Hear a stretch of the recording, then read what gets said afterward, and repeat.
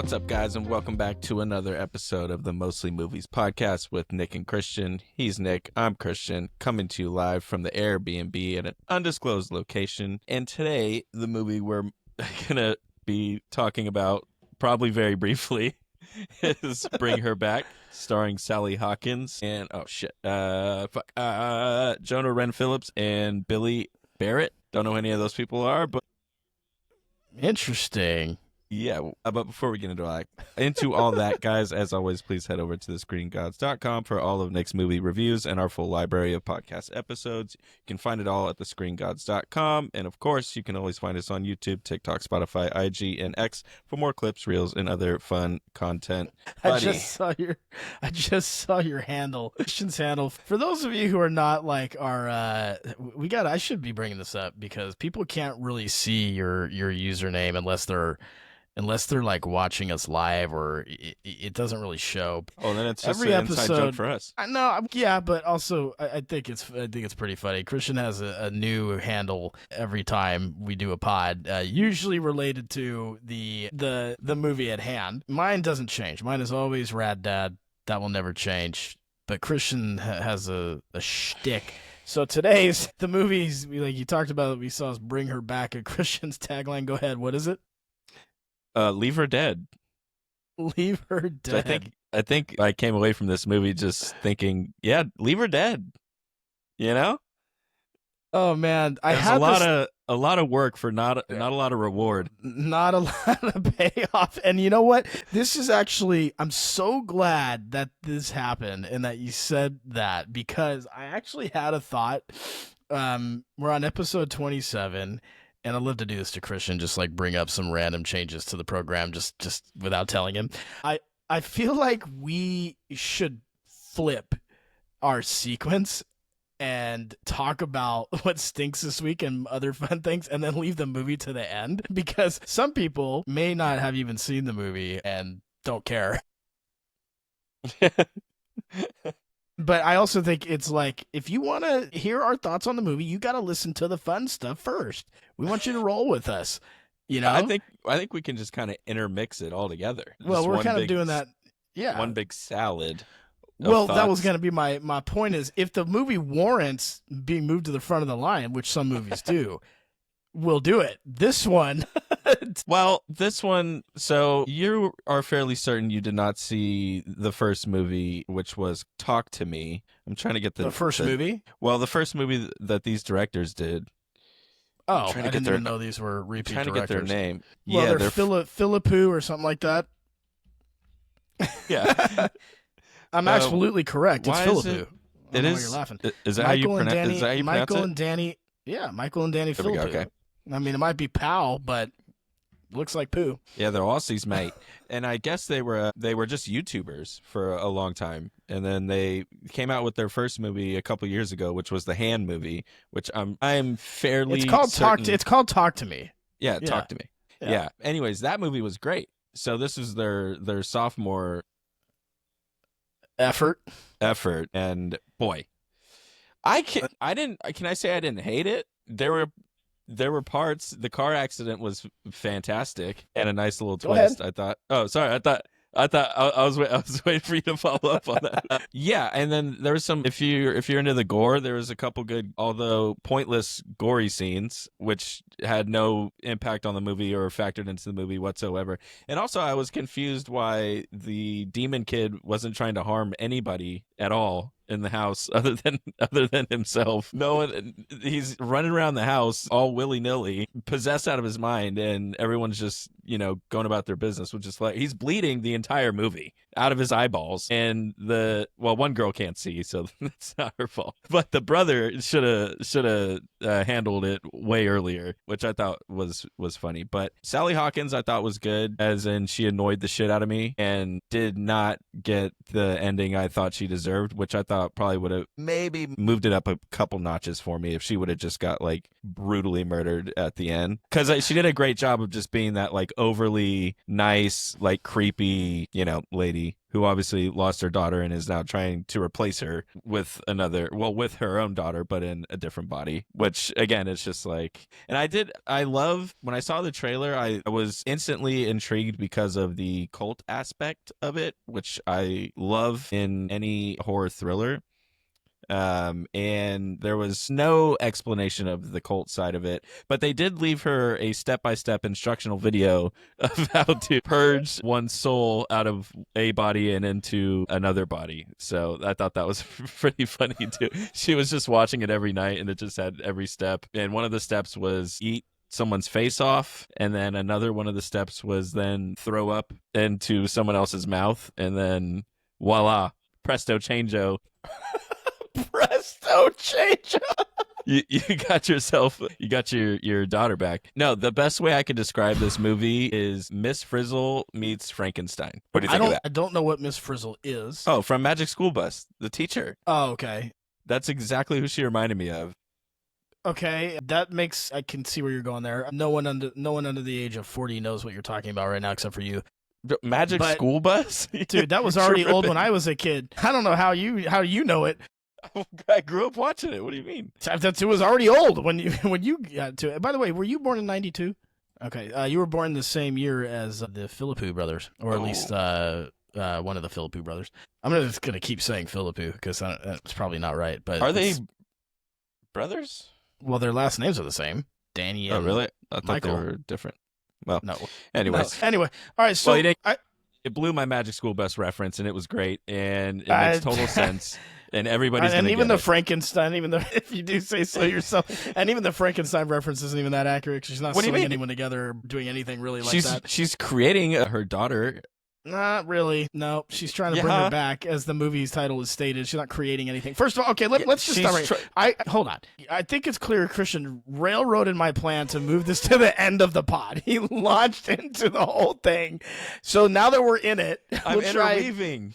I'm interweaving. No, you're just, I mean, it's fine. We can do it. Well, but can I just say, this is my comment because it's the comment I had at the end of the movie, and I had the same thought after your 8 minutes of rambling. I still don't know what the hell you're talking about. I don't know what this movie is. I understand the premise of this movie, but that's it. I understand she's trying to bring her kid back to life, which, by the way, that plot's been done before, bringing back someone you love. So not new, except that was a creation life, not a rebirth. Oh my God! But the whole like, I gotta bring my kid back, and the whole I'm my traumatized mother, specifically mom, who can't let it go, and that's been done. So number one, not original. Now, to be fair, if you asked me to name the movies where that script has happened, I wouldn't be able to do it. So I will be fair there. But I know I've seen that before. The cult, you said cult aspect. I didn't even know it was a cult aspect at all. And until you said that, I was going to ask you. I don't know what that was. The whole, like you said, the graphic, the eating, the zombie level type of stuff. I had no idea what that was, how it factored in. I still don't, even though you're saying it's cult based. I don't. Maybe. Well, it seemed to me like some sort of satanic ritual. Sure, but why and where is she getting that from? She's in the video at some point. Was she? I didn't notice that. Yeah, she was one of the kind of zombie-esque people. But again, to your point, you didn't even notice it because it's hard to see. I was leaned over to you in the middle of the movie. It's like, I'm pretty lost. I don't know. I mean, I know what she's trying to do, but I don't know how any of the things that she's doing played into it, other than it's just being, like you said, some rogue ritual she found from some videotape from some year that, and then like you said, the demon kid, I have still at the moment no idea why he was taken, like, why is he a demon child? And she calls him an angel, not a demon. But whatever that is, I have no idea. It's like she had to grow the spirit in his body first, and then but it's not. But I don't know how, or it's not explained. It's just And I will say this: this is one of the things about these types of movies. This is one of the reasons why I don't really love demon level movies to begin with. And I know that's not really what this is, but it kind of is. But it's always some convoluted plot line that they never tie it, they never explain it, and then it feels like they're trying to go, well, if he's smart enough, he'll get it. And I think that's stupid, number one. And number two, I don't think that has anything to do with it. I think it's just either one of two things is happening with these movies. Either it's written like a book, and and it's not explainable on screen because there's not enough time, which means you shouldn't make the movie, or it's just a shitty script. Those are my takes. That's it. It's either a crappy script or they're trying to do way too much and it can't be done, and it comes across and it falls flat every time for me. And I've tried these movies, many of these movies before. I mean, me and you have seen a couple of them already. You like this the year. hand one? Christian thinks I've seen the talk. You loved it. Talk back. What did we decide it was? Talk to me. No, yeah, talk to me. No, I've never seen that movie. Never seen that movie at all. But anyway, so yeah, man. I mean, I don't get these movies. They keep, other than the act. So the acting's really good because you're set up to have successful performances in some ways. Now you do have to be able to pull it off. So I think, and I will say, all the actors I thought were really good. Let me ask you this: who did you think was the best actor not named whatever her name is, Sophie whatever? What's her face? Sally Hawkins. Who you sound like you know who she is. I have no idea who she is. Oh, okay.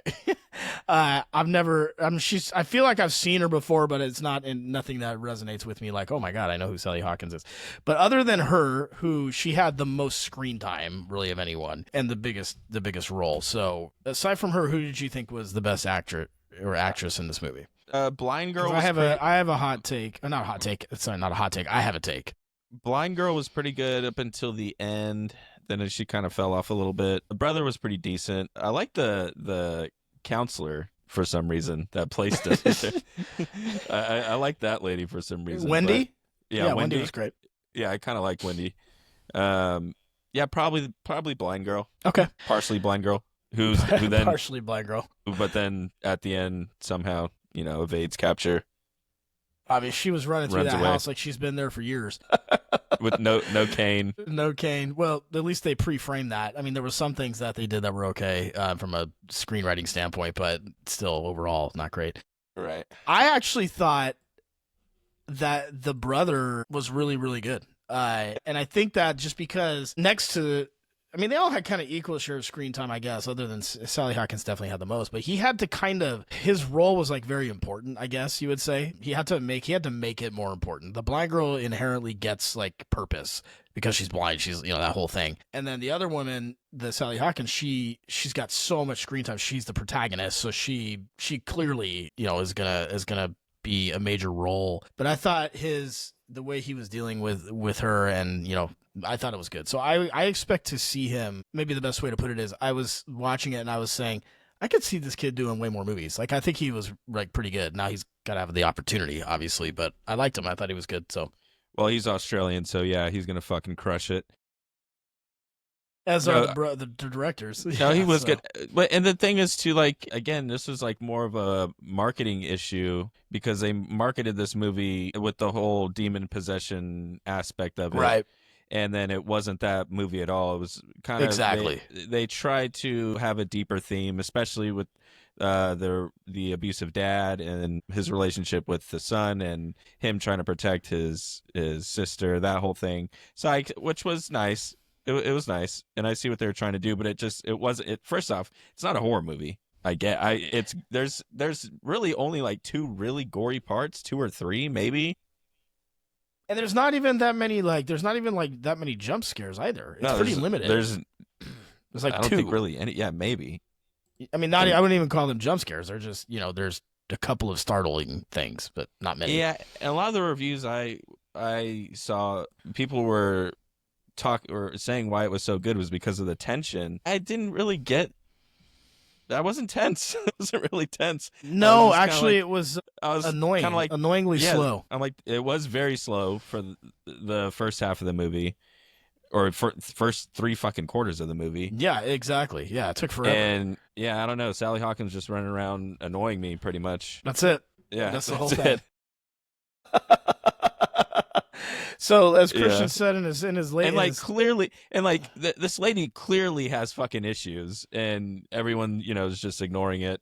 But what is scary? What is scary is if this is what foster care is on any level, like Jesus Christ, which I'm sure there's a lot of fucking psychos. Well, foster care is probably an even worse bag of worms when you really want to open that box. We can get into that actually, but maybe that might be a good segue to talk about. But I mean, to get back to your point about the movie, and at first I liked. So I liked the trailers I had seen because it looked like it would be, even though I don't love, like I said, I don't love demon possession type of movies. The trailer I thought like you was intriguing. I was like, this is interesting, and they do a good job of hiding, I guess, the actual plot. So I was pleasantly surprised when the movie started and there was those other themes, but unfortunately it doesn't tie in well with what she was doing. So that whole deeper theme of, like you said, the dad and the son and the abuse and all that, it has nothing to do with anything of the main plots.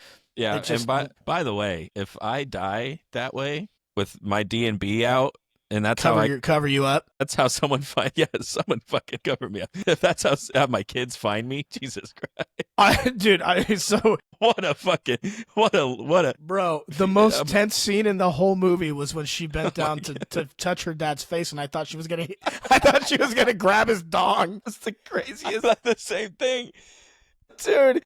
I was like, and Dad? Actually, I will say this in a creepy way. I was like, well, if that's the way this movie is gonna go, at least it has an identity.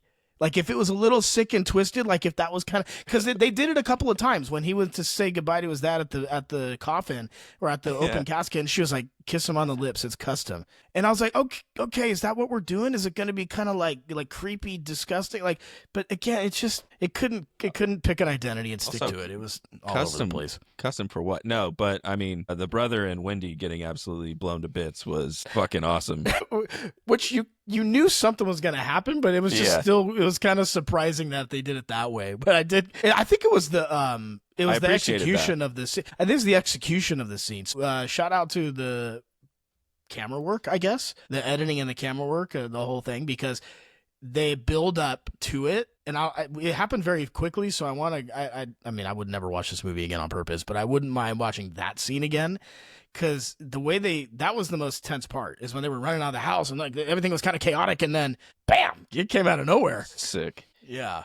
Pretty wild. Well, I don't know if I'll be interested to see what next 3-word titled movie they come out with. Exactly. But we should book that now. It's Talk to Me, Bring Her Back. I got it. Leave Her Alone. Leave her alone.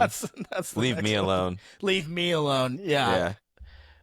Oh, we should book that. That might actually be what they do. But I honestly, to be real, I've never seen that other Talk to Me one. So, but that one's actually kind of creepy. It has not an original plot there either from the snippet. It's a group of teenagers is the first thing that it says. And I'm like, okay. No, it does. It actually does. It does? Okay. Yeah. And so you would recommend that one? Yeah, that one's good, and it actually to watch has some good funny parts in it too. And I like the characters in that one are, but it's the tone of that movie is completely different. Where this one is just about grief and I guess how people deal with it. Well, I think that's the point, dude. Is it wasn't executed well, but you could see that's what they were trying to go for, and they just convoluted it. Yeah, and I mean, I guess I would be silly to have even expected, some sort of rewarding ending in this movie at all. But yeah, there's just no redeeming aspects of it really at all. It just kind of leaves you like, fuck.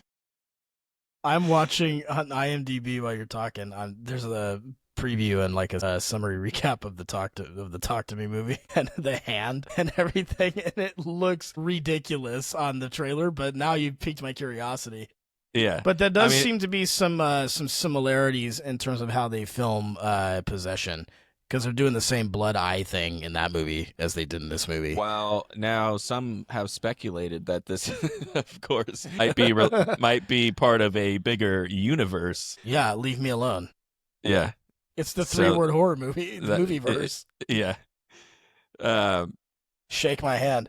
But, well, I hope this doesn't deter you, because in a few weeks, 28 years later comes out, and we're going to be right back here. That one I'm looking forward to seeing, though, because it's not possession so much as it is just zombie. Well, right? Zombies, yeah. Yeah, but it's not in this like religious undertone thing. It's just zombies. Yeah. Right. I'm okay with it. Just give me face value, and I'm fine. Yeah, and that one also has a really good trailer. And what I'm going to start doing is because Longlegs did this, and now this movie's done this. So all these movies that the trailer tricks me, I'm going to start just calling them Longlegs. These movies are All right. all long legs. We got to talk about this because you kind of alluded to it in the last episode, and I said, well, let's come back to that, and then we didn't because we never do when I said let's come back to it. So we're going to come back to it now. I think you are being extremely harsh on long legs. So here's what I think is happening with Christian. He went into it with high expectations, and for 98% of the movie, they were met. And then the last 2% didn't end how he wanted it, which I get, but that does not take away the other 98%. I mean, if you haven't seen Long Legs, I would tell everyone to see it. I thought it was, first of all, it was extremely well acted. Like, Nicolas Cage is out of his mind. It's so that he does just a killer job. For the 5 minutes he's in it, yes, he does a great job. No, he's in it for more than that, but his scenes are chilling. His character is chilling, which is a testament to him, but it's also a testament to the makeup people, to the director, to all of it. All of them did that. So that's that. That movie had tension, way more tension than this one. Oh, yeah, for sure. So really well done in that regard. The sound, all of the score, all of that was really good. Even the name of the movie is cool. Everything was really good about it. So you're going to have your opinion, and he's allowed to, listeners. I think he's just disappointed that it didn't go where he wanted it to. Yeah, I actually thought it was really good, and I enjoyed it quite a bit. So I did that's my too, piece. but I did too. But if I recall correctly, and you can correct me if I'm wrong, although your memory sucks because you've seen all these movies you haven't. You think you haven't I've seen. never seen the Hand movie. You've seen the Hand movie, and you've seen fucking Mission Impossible 5 or 6 or whatever. I have the best memory on this podcast. We agreed that the route that they took to make it supernatural and demon doll possession was lame. At the last 2 minutes, yes. Yes, we both agreed that it would have been cooler if he was an actual 100% serial killer. We agreed on this. That's all I'm saying. And the trailer made it seem that it was going to be more of a Silence of the Lambs type of movie. And it was not. So I'm calling those types of movies all long legs now because this movie tricked me too. So this movie's long legs. Yes, as long as if you're using it as a defining it's not trait, even that's fine. It's not a diss. It can be depending on how you look at it. Yeah, but it's not always. Not always. Okay, I've just to clarify. But long legs was good. I think relative to, well, let me say it this way. We've talked about it. I don't like demon possession movies, which is one of the reasons why we agreed that it was kind of lame, but that I'm also biased to them because I hate all of them, period. So for as far as those movies go, this would be at the absolute top of my list because of everything else about it. But you're right. I don't love demon possession movies, and they could have totally went a different direction, and that would have been way better. But yeah, it's okay. I just wanted to get that out there because he's taken a couple of jabs at it over the past 6 to 8 episodes. He kind of sprinkles in long legs a little bit here and there, throws a little bit of shade, and I keep going, you know what? I don't love that. I don't love him throwing shade at my long legs, dude. I enjoyed it. I did too. So are you gonna watch it again? I would watch it again. Yeah, if someone was like, "What was that movie about?" I'm like, "Let's put it on." If it comes on at a hotel, I'd definitely watch it. Yeah, it'll be 12 hours long. I'm just saying I'm concerned with 28 years later with how good the trailer is. I'm concerned. Yes. That was your overarching point, is the trailers are too good. The trailer is so good. See Sinners. Which I heard that might get a sequel. It's like, Jesus Christ. Well, of course it is. Yeah.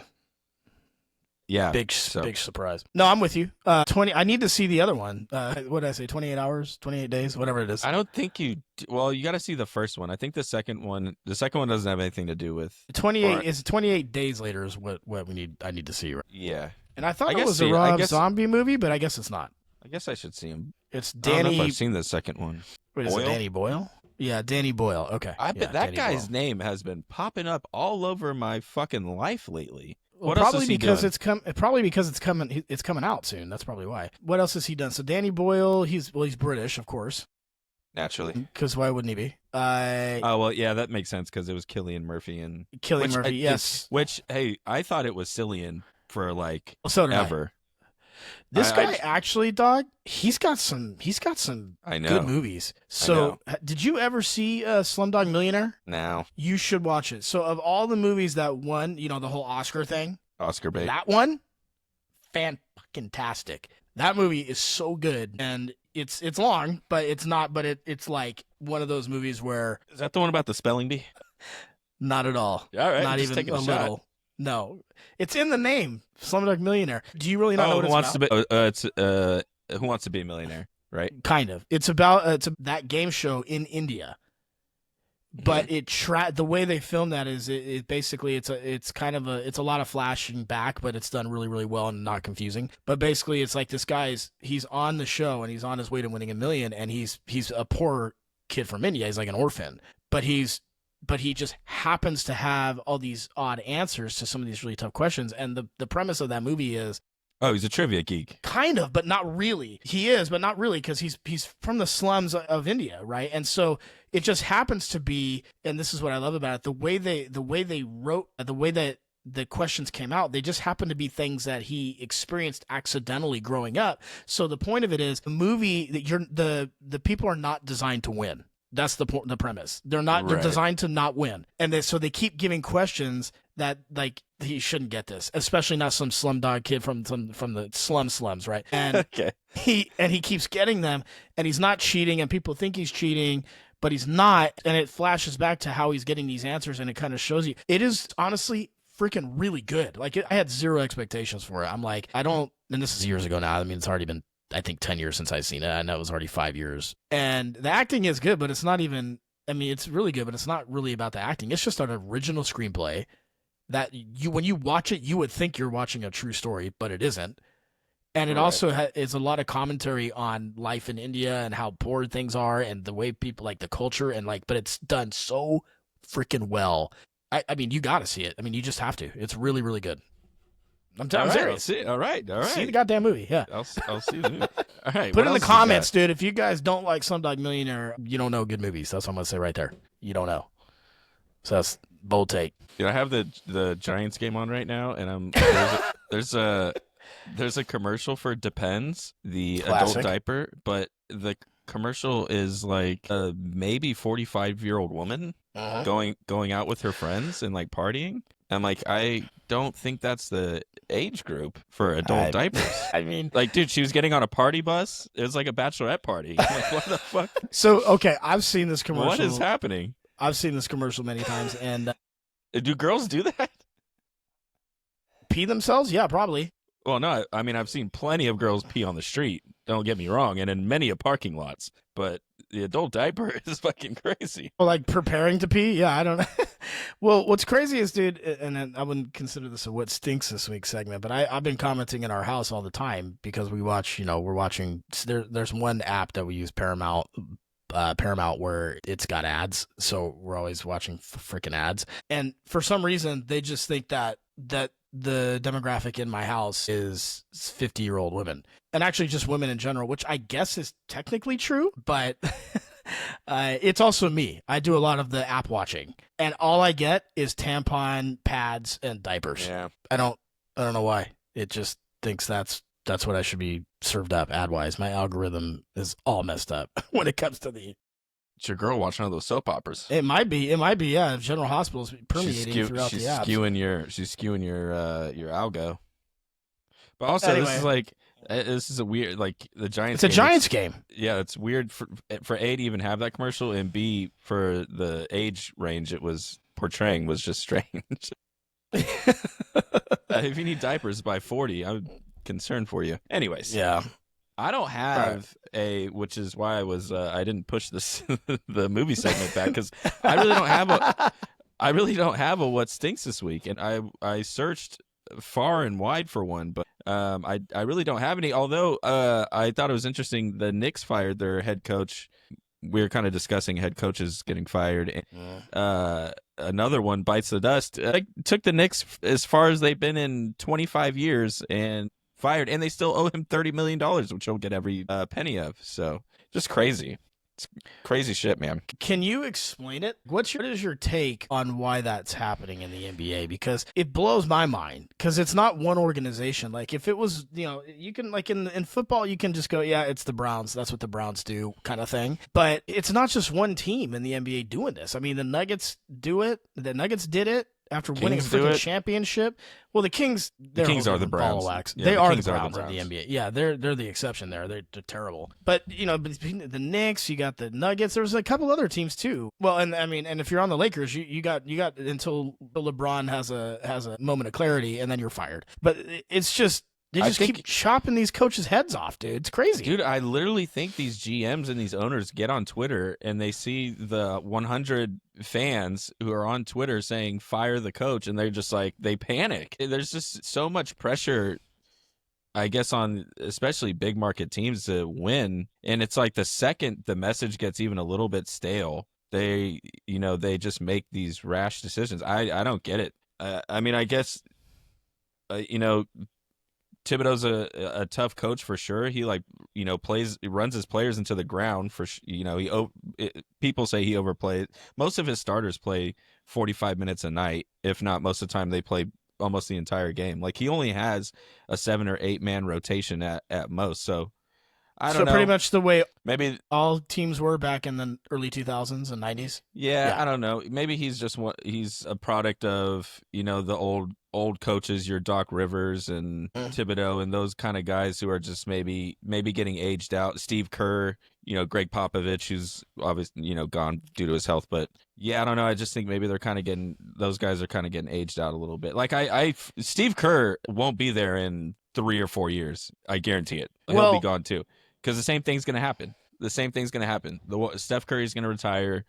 They're going to have one bad year maybe, and they're going to do the same exact thing and say blow it up. And I would bet good money that happens. So I don't know. But I wonder if part of it is, and this is an interesting comparison because we were talking about earlier in the season, we were talking about keep Luka and you get rid of everybody else, whether GMs, coaches, whatever, which I get at that time and when we made that statement, and I think generally that's what organizations would do. But the problem with that is because you were talking about, I mean, obviously we don't have the answers here, but you were like, well, maybe it's like I think they get on social media and they panic. Well, I have another theory, which is I think the players are making so much money and have so much sway now. Yeah. That they're causing the problem. Like you said, maybe they're just complaining, and it's like, well, if your whole locker room is complaining, well, we got to get rid of them. But maybe it's not the whole locker room. Maybe it's just 3 people, or the loudest one. And I, to be clear, haven't heard that was an issue at all. I'm just I'm just speculating. Guessing. But right. Yeah, no, I mean, for sure the players run the league now. Right, and I kind of think that happens. They dictate everything. I think that happens. Well, yeah, and I think that happens in football to a lesser degree, but it happens there too, which is why I think that the strongest organizations, they're still holding on to that. Like, yeah, we're not putting up with that, right? Well, football, the owners have clung on to that power. Yes. Pretty, they're definitely drawing a harder line in the sand than the NBA has, and that's because Adam Silver is also a lot different owner than Goodell. Goodell, yeah, and I think, I think that's a good way to look at this.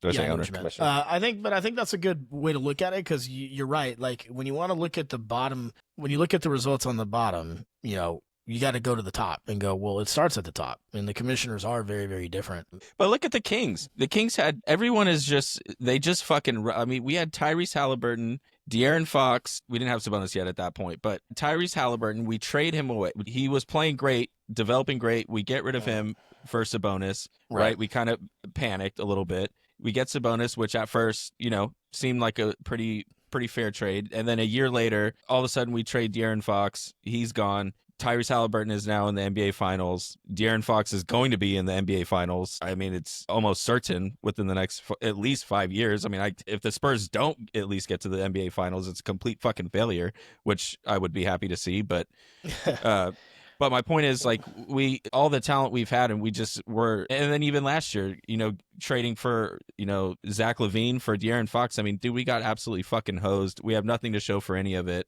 except for one playoff appearance. And if we just would have not panicked, maybe kept Tyrese Halliburton, and everybody was just like, well, 2 guards won't work. There's no way they can coexist. And it's like, maybe it would have worked. I don't understand. I don't even understand. I've never understood that. Every team has a shooting guard and a point guard. What does that mean? I don't understand it. I don't know. And I understand. I get that. Oh, it's positionless basketball. Well, if it's positionless basketball, then absolutely, that's more of an argument to say you can play two guards. I don't understand it. I don't understand the argument. I've never understood it. Back then, I didn't get it. It just seems the NBA. All these trades, the Luka trade. They're just the GMs and owners are just getting bold as fuck. It's great. It's great. I mean, but not in a good way.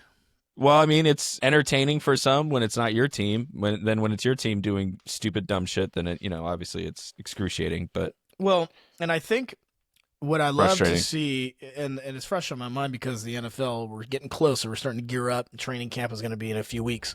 So I'm, and you're starting to see, our Niners, for example, the whole offseason was about, and I know you don't follow it as closely as I do, but there's the beginning of this offseason, there was a really big article that was released that set the tone for the whole summer, which was released by a journalist named Mike Silver, and he released an article that basically said, the terms that podcasters are using is that the Yorks and the organization publicly neutered Kyle Shanahan in this article, which was basically like, we're not making decisions anymore based on coach-driven emotion. We're all done with that.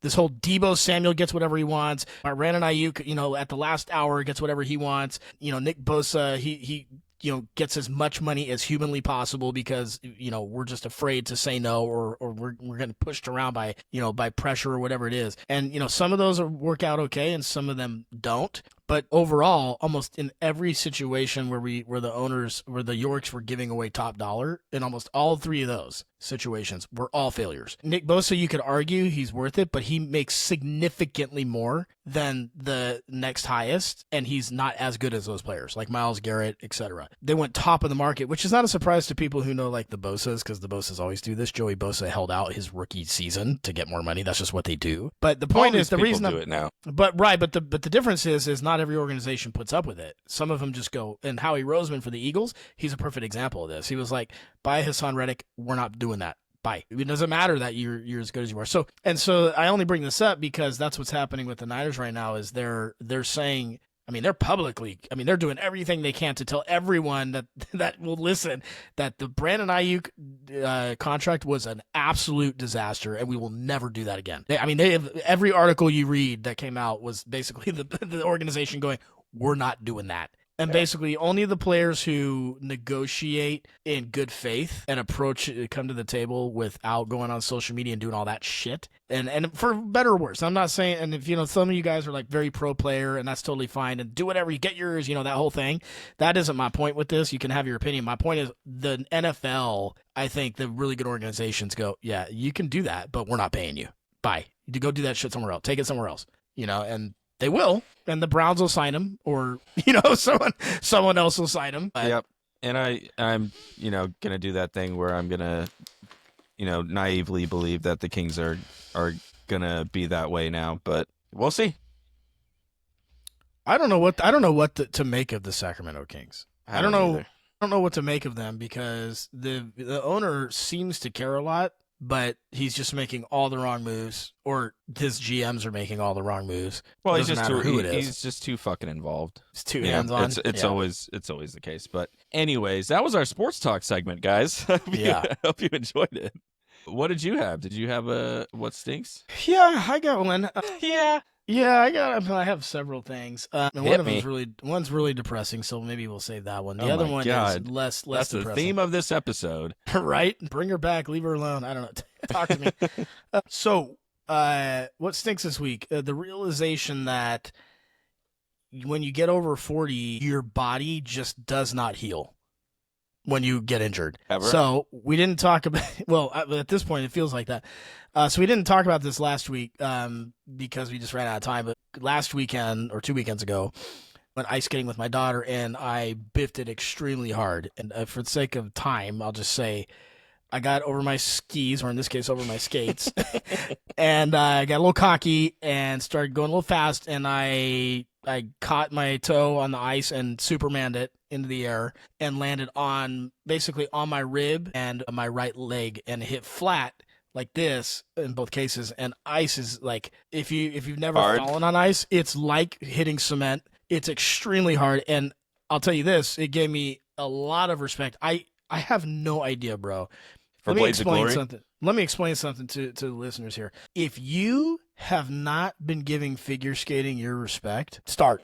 Start. Are you? You better laugh. You better start watch. I want to see you watch every Winter Olympics from here on out. Then. Well, it's funny. I used to watch figure skating all the time with my dad. R.I.P. I had a huge crush on Tara Lipinski because she was Polish and she was very cute. That was back in the day. She's still cute now, I think. What is she doing these days? She's a commentator for figure skating. Yeah. Anyway, she was like my age too, and so me and Dad used to watch her figure skate. Anyway, I hit this ice and I have 2 bruises from the. Your life has changed. From points of impact. My leg, dude, I could tell you, is still filled with fluid right now. It has not. It's the swelling has gone down a little, but inside, like my knee area and in my deep in my leg, I could tell there's still fluid in there. It's so tight that if I go to crouch or bend my knee at 90 degrees like you would normally do, it's like I'm it's like an old rubber band. Or no, sorry, it's like a brand new rubber band where it's like so tight. I'm like, oh my God, like what is going on in there? And it's been almost 2 weeks now. And what stinks is that it's just that realization that, oh my God, dude, if this was like 4 years ago, 5 years ago even, I'd already be healed. And now it's bruising worse by the day. It's like really bad. Once you start talking about fluids filling up. Yep. It's not good. That's not good, man. No. What kind of fluid you got going on? I don't Lactic? know. Did your knee absorb the moisture from the ice? I don't know. I think it just released whatever that localized anesthetic is that tries to reduce the inflammation. Do you think there's any chance that the ice did help with any swelling? Dude, no, really not. And that's the thing is what's funny about like when you hurt your leg like I did, because I didn't hit my kneecap or twist my ankle do anything like, which it could have been so much worse. But the problem is when you hurt it the way I did, I don't even know where to like put an ice pack. It's my whole femur. So I'm like, there's not like one spot. Now that I see it, the bruising is coming in. I could see the 2 points of impact. I'm like, well, that would have been nice to know 5 days ago, so I could have iced it there. And then on my rib cage, like, it's still really inflamed underneath there. So if I try to work out or do anything like I could feel it. So anyway, when you get old, you just don't heal, dude. And I already don't love pain to begin with. It's why I don't really, play high impact sports or do stuff like that. Cause I just know that I don't love being out of commission. That's why I'm a golfer. Yeah, I was gonna say it might be time to start rethinking some of these activities. Tom Cruise. I never do them. Well, and that is 42 right there. If my version of Tom Cruise is ice skating, that's peak dad, dude. That's peak middle aged. All right, so that's that. No, I mean, being hurt or sick at all at 30 plus years old it's just a bummer. It is, dude. A bummer. And what was it? I even hurt my hand. A month ago. I just got to play golf for the first time this week, and my hand is mostly healed. But even that, it took forever. It felt like, and it's still not like 100%. I have to kind of be careful with it. But yeah, dude. So that's what stinks is getting old sucks, and everyone says it when they're older than you. Like, oh, getting old sucks. And like, yeah, okay, pops. It's true. And I know. So that's that. I'm waiting on like an abscess tooth or something real bad. Oh God, don't say that. Don't say that. It's got to be something around the corner for me. Kidney stone, something. So that's that. The other more darker one is. My God, Jesus. Here we go. What do you got? No, I mean I gotta. This is a therapy session for us. Dude, it's impossible to just live financially now. The amount of stuff that comes up broke my phone today. My phone, I dropped my phone, so the screen's kaput, is pretty much dead. So that's $100 at least. And if I can't fix the free screen repair in order to replace a device that it's basically as necessary as water at this point. Like if you don't have a cell phone and like you're not communicating or doing anything, so I have to have one. And if I can't get the screen repaired, I'm at least $350 for an even remotely used phone that will keep up. So don't love that. And it's a cost that just comes out of nowhere. And you're like, okay, great. So that's that, plus just everything else, like the finances, man. It's I gotta pay taxes. Let me say it this way. The appeal of deciding to go off the grid, if I didn't have kids, I would seriously consider it. I would seriously consider just going, you know what, I don't need any of this. None of it. Yeah, I mean, I wish I've lived that fantasy out in my head plenty of times. and it's all good up until I get to the farming part, and then I go fuck. Oh, and sure. Yeah. you know, and then I go fuck. I'm in trouble here because I don't even. I'm pretty sure I couldn't even kill a chicken. No. It'd fuck me up. No, absolutely not. Yeah. Unless, but you have a much bigger problem. That's not where your shit ends. Your shit ends the moment it gets below 52 degrees because you cannot handle the cold at all. Well, first off, I'm gonna have a log cabin with a roaring fire. No, so you wouldn't be in the mountains. You would be somewhere where it's warm. Well, off the grid is 10 out of 10 times cold. Off the grid is net. Well, I guess you could. No, you can go desert. You can go small towns, dude. I'm not going desert. What you what would Hawaii. you do? You could go beach in Hawaii. Hawaii's not off the grid. That's not off the grid. No, it is. No, off the grid means off the grid just means you're not connected to power. That's all I mean by that. No social media. No, you're not worried. You're not paying bills. You're not paying for car payments. Like you just get around. That's what I mean by that. The farming part, yeah, you kind of would have to do that unless you're gonna panhandle, which that's well, not if we're what I just mean. talking about getting rid of your devices, I mean, yeah, social media I could see. Probably in a few years, I don't even look at Instagram anymore. I'm not on Facebook. The only thing I'm on is Twitter, and I could definitely see not being on that at some point. Yeah, the only reason it's existing now is because that's how you do business now. That's the only reason. Everything that you buy, sell, all consumer, it's all happening through social media. So that's the reason why it's necessary. Yeah, but I mean, if tomorrow we could everyone just not have a cell phone anymore, I would definitely do it. Yeah, I know. But yeah, in terms of everything it's fucking chaos. Everything's expensive. Gas in California is $1 billion. Gas in Texas is like 208. Gas in California is like 480, where we are. The interest rates for cars are sky high, so I can't even refinance or trade my car in and get it. Like, there's nothing I can do. I'm just stuck with it. And I love my car, but I'm stuck. And I don't have like an awesome car. I have like a very, very mid car, but it's like the payment's way more than I really want to pay, and it's just, dude, anyway, it's just one thing after another. Financially, and this because you've been grinding and trying to figure out how you're gonna do it. I don't even know how anyone makes it on their own in California. I don't even know if it's possible to do. Mostly, it isn't. No, not without roommates. Yeah, no. Yeah, I only have to worry about me, and I'm fucking terrified. Dude, honestly, honestly, the play would be if it wasn't for me being a massive coward. The play, if I wasn't in the current situation I am, and I was no kids and single, and I basically was like, what am I going to do to survive? The play would be military because I always have a roof over my head and I'm good. You get food, like you get socialization. Yeah. It's just the coward part. That's the part. Well, things are getting a little spicy right now. I don't know. Well, that's what I mean. Like, if this was 5 years ago, 6 years ago, I'd be like, I could think about it, but I don't know. And it's different if you're an in-shape person. Now, at this point in my life, I'm too old. Well, what I mean is, like, I have a torn ACL, so they wouldn't send me into the field. I think I'm old and you are. I don't even qualify for the draft. Yeah, no, you wouldn't. Which I don't even know if they wouldn't even really do unless shit really hit the wall. And honestly, I don't even think that's even part of the discussion anymore. Because the truth of the matter is, when we're talking war nowadays, we're talking nuclear. That's mostly the type of war we're talking about.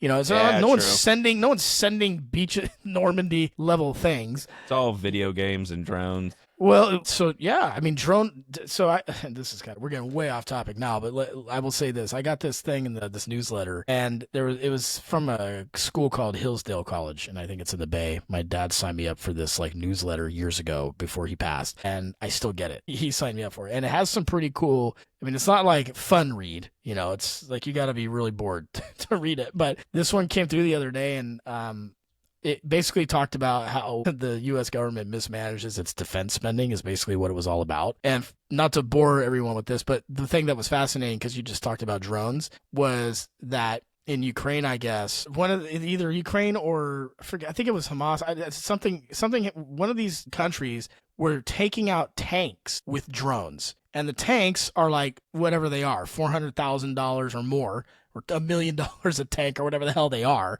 And these drones are being made for like $1,200. And so the point, I'm over exaggerating for the story here because I don't have all the facts in my head. But basically, the point was, instead of us investing in that type of tech, we're blowing millions of dollars and spending it on technology that's getting defeated by way less lower technology. So, but you reminded me of that because of the drone thing.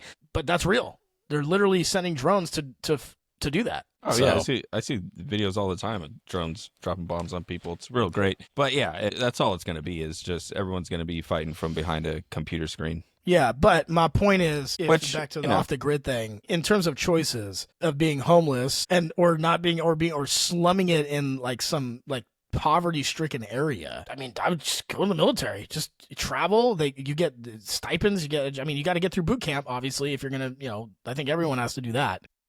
You got to get up real early. Yeah, but I mean, again, we're talking about your choices are poverty and homelessness, or you're good. So if those are your choices, it's an easy decision. Especially if you're not getting sent into battle is the point. But again, I'm a coward, so I don't even think it's cowardice. I don't want to fucking. That's just not what I want to do. Yeah, yeah, I don't want to die. I say that because back in the 2000s, listen. If anybody pulls up to our shores, I'm all in. I'm locked in. But I'm not flying anywhere for anybody to do fucking anything. You're like, it's an act of Congress just to get me on the plane. Yeah. Yeah, I won't even fly commercial.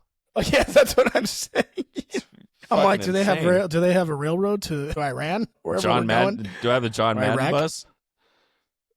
Man. Oh, speaking of John Madden, maybe we can close with this. We'll bring it back to mostly movies. Are you or are you not excited for the Nicolas Cage? Right? Yeah, you drilled it. Absolutely nailed that. Are you excited for the Nicolas Cage Madden biopic? We know how much you love a good biopic. I have to be. It's Christian Bale. How could you not be? You mean Nicolas Cage? No, Christian Bale is also in it. He plays Al Davis. Oh, I didn't even know that. Yeah. You could look up his picture. Look what he looks like. I'm doing it right now. Actually, share that I'll screen share it. Yeah, I will. I'm going to screen share it here. Let's see. So we got the Madden movie. I'll be interested to see how, for lack of a better word, interesting they can make it. Which is my problem with all these biopics is I just don't really give a fuck. I don't know how chaotic John almost said John Gruden, John Madden's life was. Maybe it was. I would like to see what they touch on why he doesn't like to fly. Now that I can get on board with, literally. Yeah, no, of course we can. We can get on board with that. So yeah, pull up that first one. This one here. Yep, either of those. Yeah. Okay. So this is both of them. That's Christian Bale right there? Yeah. That's crazy. Yeah, it's so good how this is what I think of with Christian Bale here. He's underrated somehow. Kind of looks like who does he look like? He looks like Sebastian Maniscalco. Or he looks like Mr. Anderson from The Matrix, Agent Smith. Yeah, I could see that. Mr. Anderson. But yeah, are you I am excited. Know. Yeah, okay. So we will see it is the question. Yeah, I think so. Yeah, okay. If Christian Bale signs on and then Nick Cage obviously. So, you know what I would say? It just looks like fat Nick Cage though. You think so? Kinda. You look at it and you go that's definitely Nick Cage in a fat suit. I don't know if Christian Bale his makeup is definitely a little bit I don't know. Maybe it's because of the glasses. Maybe if he takes them off, you could tell. But yeah, I just want to. I'd be interested to see what voice he goes with. If he even he's got to do it. He has to do it. Do you think he attempts? I think, or does he just go Nick Cage? I think he can do it, and I think this is his, as you put it, this is his Oscar bid. He's gonna go. He's got the fat suit on. You got the accent going. That's how it starts. Well, it's got the prosthetics. They need to call Caliendo. He needs to be on the staff for sure. Well, I bet you he probably. It wouldn't surprise me at all if he is. But man, so what's funny is I think I'm interested because of what you said about how I don't honestly, as famous as he is, I don't really know that much about him. Like I don't know why he is so revered. Nick Cage. He was a coach. No, John Madden. Like, I know he was the Raiders coach. Was he the coach during the Al Davis glory years? Is that why? Yeah. How many Super Bowls did he win? I don't think any. No, he definitely had to win a couple. There's no way. How many Super Bowls? He wouldn't be the fucking video game if he has no Super Bowls. I'm gonna be upset. Man. Let's see. This is my point. You're kind of preaching to the choir here. Won one Super Bowl with the Raiders in 1976. One. What? That's it. He had a 10-year. He only coached for 10 seasons. But yeah, I mean, looking at his bio, he had 8 playoff appearances in 10 years. So I think that's we're starting to get to the point, which is that I think maybe he's the only successful coach in Raider history, probably. So that's that. But then obviously he's a big, larger than life personality, and he's kind of he's like the Bill Walton of the NFL when Bill Walton was alive. Well, I want to see. They need to show us his meals. That's what you're waiting for? Center. Yeah, I mean, what the fuck else are they going to show us him on the iPad or his tablet? What are they? No, there were no tablets back then. What are you talking about? His little when he was a broadcaster. I mean, his NFL skadoodle. Yes, yeah. As Frank Caliendo calls it. Yeah. No, show me the meals. What was he eating? Especially in the 70s. Well, I mean, I think he grew up when food wasn't even a thing. You're so stupid. How much Salisbury before sliced bread? How much Salisbury steak? Well, this is my point that you're making for me, is that I think when it's someone I'm interested in learning about, I'm more inclined to go to see a biopic because I kind of want to learn. Unlike the Bob Dylan thing where I could care less. I don't need to see that movie because I'm not interested in learning about him, I'm not trying to fake anyone here. I'm not trying to be insensitive. I just don't like Bob Dylan's music, so I'm not interested. Don't bring up that. No, we don't need to go back to that. Sore wounds. No, I think there could be potentially some cool, behind the scenes stories that maybe a lot of people haven't heard of. I'll tell you what, Al Davis was a chaotic human being, so I think there's a lot there.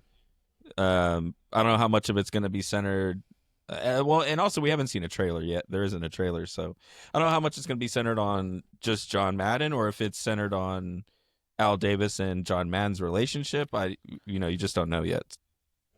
No, you don't. But it's called Madden, so I'm sure it's going to be mostly about It will him. be, I think, probably the only biopic I've seen, or one of the very few I will see. Other than Oppenheimer. Is that that's not really I guess it's a biopic. I haven't seen it, so I still haven't seen it, so I don't know. Oh, it is. I mean, is it centered around Oppenheimer? Yeah, but I didn't love Oppenheimer either. I know. So. That's why I brought it up, because you didn't like it. I would say there is one biopic that, I don't know if I would say I loved it, but I could at least see it being interesting, did you ever see Aviator? No, that's one I got to see. DiCaprio? Yeah. Yeah, that one is about Howard Hughes. And again, you're learning about someone who you otherwise wouldn't learn about, and so it was interesting. Howard Hughes was a kook as well. So. Yeah, exactly. That's a one where you go, oh my God, he is really weird. Like, he's a weird dude. Yeah. But and he got into like 18 plane crashes and survived somehow. Yeah. So I don't know. But yeah, I gotta check that one out. But yeah, that's not a terrible biopic. No, I am, and this one's cool too because the NFL is allowing them to use, like, they're not doing that dumb thing where it's obviously implied that it's the Raiders, but they can't use their logos and all that shit. Like right. I think they're actually got the licensing and all that, so I think that makes it a little bit better. There's no reason for the NFL and more specifically the Raiders to not want that. They need all the help they can. Well. Yeah, so I don't know if the NFL's behind it, then that, how much good shit could really be in it. Goodell's there. Goodell probably has to approve the film before it fucking goes out. Well, and if that's the case, what you would expect then in the movie is just a lot of more about Madden himself and not about the NFL, which, I don't think that matters. I mean, honestly, it's mostly about the broadcasting anyway, so I don't think there isn't even that much risk. Is it about the broadcasting or the coach? I think it's about the coaching. I think it's about his entire life. We'll find out. To your point, we don't know. Yeah. But I feel like it's going to be, they're going to work in the video game angle to this thing. I mean, that's really, there's a lot to it. What if that's what it's about? The Madden curse. I mean, there's a bunch of stuff. Yeah, let's go horror. Yeah. Man. Good stuff. Yeah. So we'll probably never see Mission Impossible. Yeah, probably not. It's an impossible mission. I mean, I hate to bring up the pun, but yeah, we'll see it, but probably not in theater. Yeah, maybe not. But next week, the next movie will be interesting to see, and then at some point in the next 2 weeks, we're gonna see. Me and the kids are gonna see How to Train Your Dragon, the live action, which that actually looks pretty good. So I haven't seen any of them, but yeah, summer's here, baby. We got a lot of bangers coming up. So anything you're most excited to see? That F1 movie with Brad Pitt. Well, I'm excited about that too. Yeah. Looks fucking sick. There was a preview tonight. I'm kind of which one? The Coen Brothers. We love the Coen Brothers, and they got a movie coming out with Margaret Qualley from The Substance, and dude, she's probably my number one right now. And Aubrey Plaza, who I love. Aubrey Plaza, she's hilarious. I like her a lot. Yeah, that one. She's a kook. That one does look good, but yeah, I'll see anything with Margaret Qualley. My God. It looks. I think it's going to be a banger. Anyway, what were you going to say? F1, and what was the other one? The more I'm getting brainwashed with the Superman trailer. Every time I see it, I'm like, it's getting more and more interesting. But no, number one is 28 years later. I think right now. Yeah, that's my number one. I'm excited. I'm excited. Sounds going to be intense. Trailer is really good. It's a really good looking trailer. might be a long legs. We shall find out. But God. Anyways, guys, it's always fun. The Mostly Movies podcast. We'll see you next week, brother. Don't forget to like and subscribe. All of our socials are at thescreengods.com. At the bottom is the easiest way to link up with us. And make sure you like and subscribe. Give us a review, all that stuff. And we'll see you next time. Peace.